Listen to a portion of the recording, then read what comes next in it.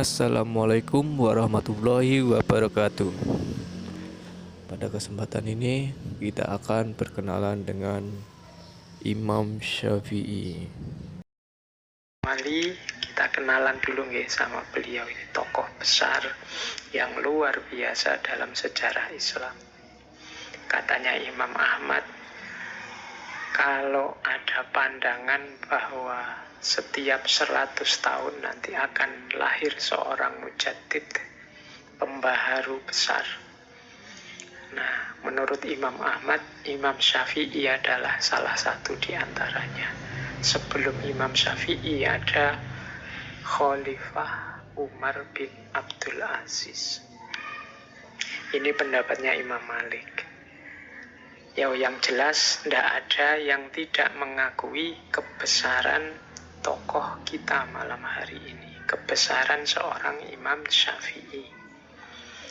Beliau ini lahirnya di Gaza, Palestina yang sekarang bermasalah. Beliau lahir tahun 150 Hijriah. Kalau dikrus ke Masehi sekitar tahun 767 Masehi, jadi sekitar abad ke-8. Tanggalnya 28 Agustus. Nanti beliau ini meninggal tahun 820 Masehi. Jadi usia beliau tidak terlalu panjang, sekitar 54 atau 53 tahun. Tapi karya dan peninggalan beliau luar biasa. Nama lengkap beliau adalah Abu Abdillah, berarti punya putra namanya Abdullah, Muhammad bin Idris bin Abbas bin Utsman bin Syafi' bin As-So'ib bin Ubaid dan seterusnya. Ini kalau dalam tradisi Timur Tengah ini silsilah ini penting sehingga dijaga benar rangkaiannya, diingat-ingat. Nah, kalau dalam silsilahnya Imam Syafi'i ini nanti bertemu dengan nasabnya Kanjeng Nabi Muhammad itu di Abdul Manaf bin Qusay. Jadi ini nanti nasabnya ketemu dengan nasabnya Kanjeng Nabi. Imam Syafi'i ini yatim sejak usia 2 tahun. Dan nanti beliau dibesarkan dengan sangat serius, khususnya untuk menimba ilmu oleh ibunya. Ibunya Imam Syafi'i ini waktu mengandung bermimpi dari perut beliau keluar bintang. Yang bintang ini kemudian pecah dan memancarkan cahayanya ke banyak negeri. Nah, ini terus ada yang meramalkan bahwa putra beliau nanti akan jadi orang besar yang memberi banyak manfaat. Nah, ada kalimat yang terkenal sekali dari Imam Ghazali tentang masa kecil beliau. Beliau bilang begini, saya hafal Al-Quran usia 7 tahun dan hafal Al-Muwatta usia 10 tahun. Nah, bisa dibayangkan ya kecerdasan seorang Imam Syafi'i. Umur 7 tahun sudah hafal Quran, umur 10 tahun hafal kitabnya Imam Malik yang kita bahas minggu lalu, Al-Muwatta, yang isinya sekitar 1.700-an hadis. Nah, ini Imam Ghazali hafal pada usia 10 tahun. Ya, ini saja sudah menggambarkan bagaimana cerdasnya seorang Imam Ghazali. Nanti beliau ini juga belajar secara khusus bahasa Arab yang murni.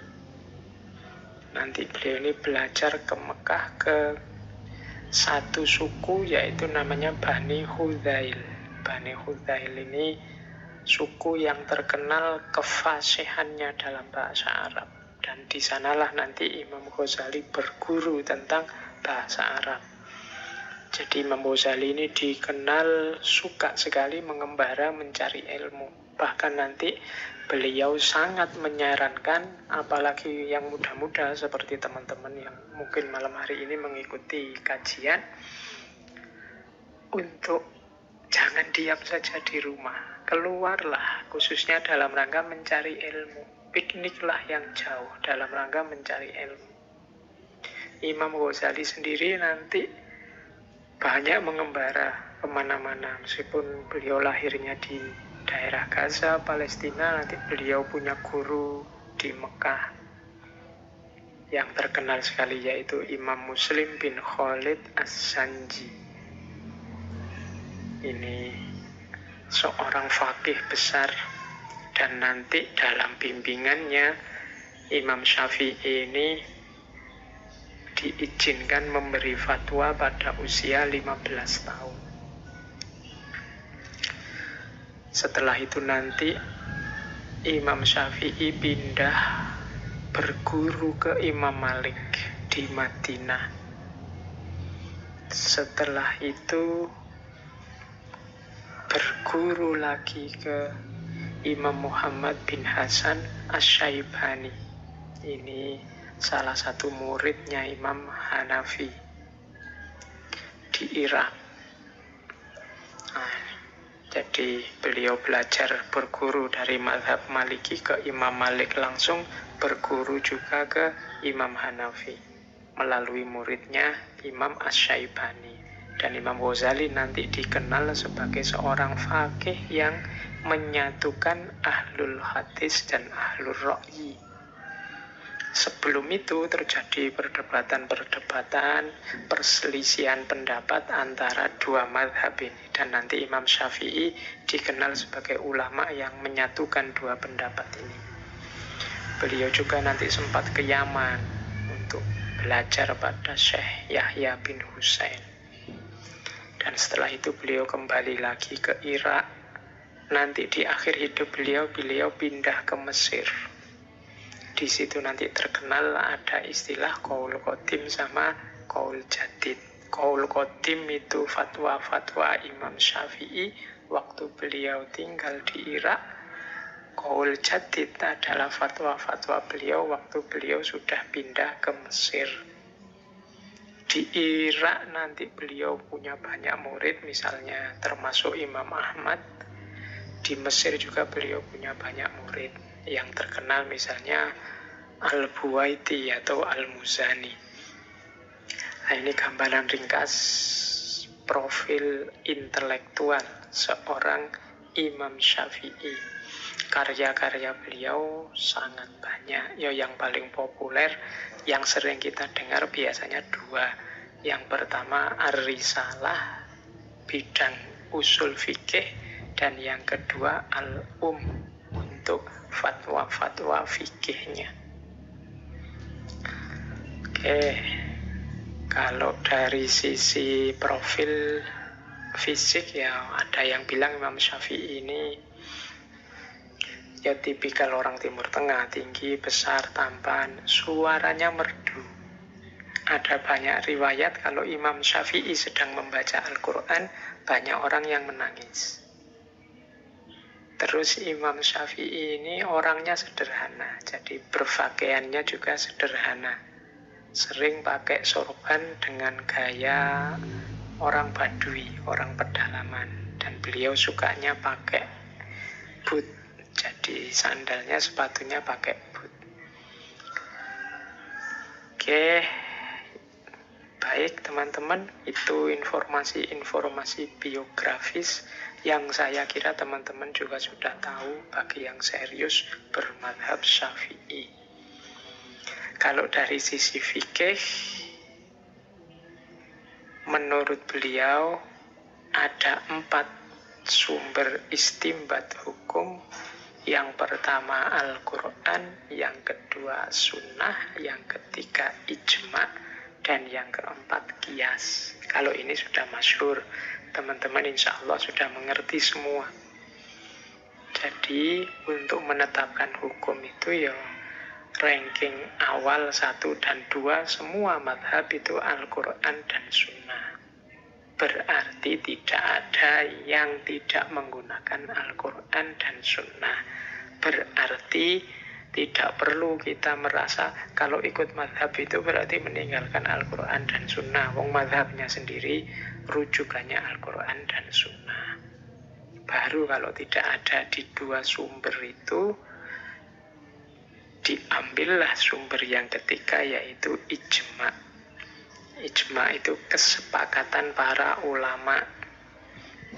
Jadi kalau banyak ulama bersepakat di satu hukum, nah ini juga bisa jadi sumber hukum.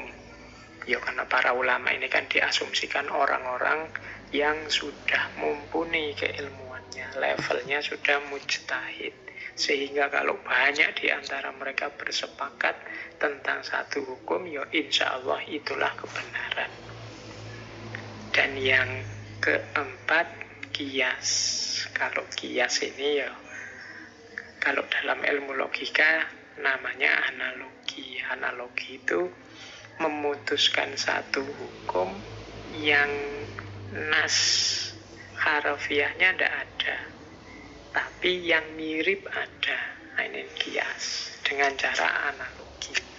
Oke, nanti silahkan yang ingin memperdalam seperti apa konsep ijma, konsep kias dari mazhab Syafi'i, ya silahkan dikaji, dipelajari di kitab-kitab dari mazhab Syafi'i. Kemudian yang unik lagi dari Imam Syafi'i, beliau tadi sempat saya singgung sedikit, ada qaul qadim, ada qaul jadid. Qaul qadim waktu beliau ada di Irak, dan qaul jadid waktu beliau ada di Mesir. Ini menunjukkan bahwa Imam Syafi'i ini mujtahid yang bertanggung jawab. Imam Syafi'i ini mujtahid yang aktif, bukan mujtahid yang mandek. Karena mujtahid itu kan tugasnya berijtihad. Kalau berjumpa dengan situasi yang baru, atau ketemu dengan situasi yang berubah, atau ada dalil baru yang ditemukan, maka pendapatnya terus direvisi. Yang semacam ini justru menunjukkan, oh berarti beliau ini seorang yang aktif, seorang yang serius sebagai mujtahid, seorang yang bertanggung jawab, tidak kaku, tidak mandek, selalu mencari tambahan wawasan, selalu belajar lagi, sehingga mungkin menemukan dalil baru, menemukan situasi yang baru, atau menemukan perubahan-perubahan dari situasi yang lama, yang mana hukum yang lama ini tidak memadai lagi untuk situasi yang baru. Maka terus ada qaul jadid. Ya perlu dipertimbangkan juga Imam Syafi'i juga ketika berinteraksi dengan para ulama di Mesir juga mendapat banyak wawasan baru. Kemudian melihat situasi alamiah, situasi ilmiah, situasi sosial Mesir, ini kan juga baru, tidak ada di Irak. Nah, dari sini terus ada qaul jadid, pendapat yang baru. Maka teman-teman yang belajar tentang pandangan-pandangannya Imam Syafi'i harus melihat sejauh mana pandangan-pandangan ini masuk kategori qaul qadim atau qaul jadid. Oke.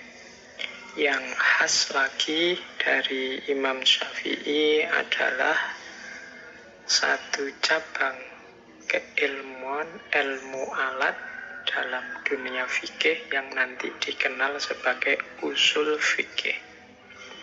Imam Syafi'i ini sering disebut sebagai bapaknya ilmu usul fikih, khususnya dengan karya beliau yang judulnya Ar-Risalah. Dan di kitab ini oleh Imam Syafi'i disusun dengan beberapa pertimbangan. Yang pertama, ya semakin jauhnya jarak dengan kehidupan, dengan zaman Rasulullah. Semakin jauh jarak itu kan semakin berbeda situasinya. Semakin harus hati-hati dalam memutuskan hukumnya. Nah, ini maka perlu ada alat, perlu ada cara yang baku untuk istinbat hukum. Yang kedua juga, Islam semakin tersebar kemana-mana, akhirnya berinteraksi dengan banyak bangsa-bangsa yang lain, muncul banyak peristiwa kejadian baru, bahkan banyak istilah-istilah baru yang masuk dalam kosakata bahasa Arab.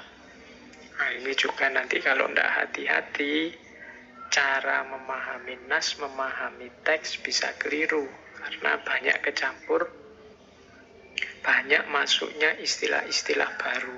Yang dulu kata ini maknanya apa, kemudian kalau sudah interaksi macam-macam itu kan maknanya jadi macam-macam. Kayak kita di Jawa atau di Indonesia ini kan, dulu kata ini maknanya netral-netral saja, tapi sekarang maknanya, konotasinya jadi berubah ketika situasi berkembang. Nah, ini butuh makanya satu alat yang standar, yang jelas untuk mengistinbat hukum.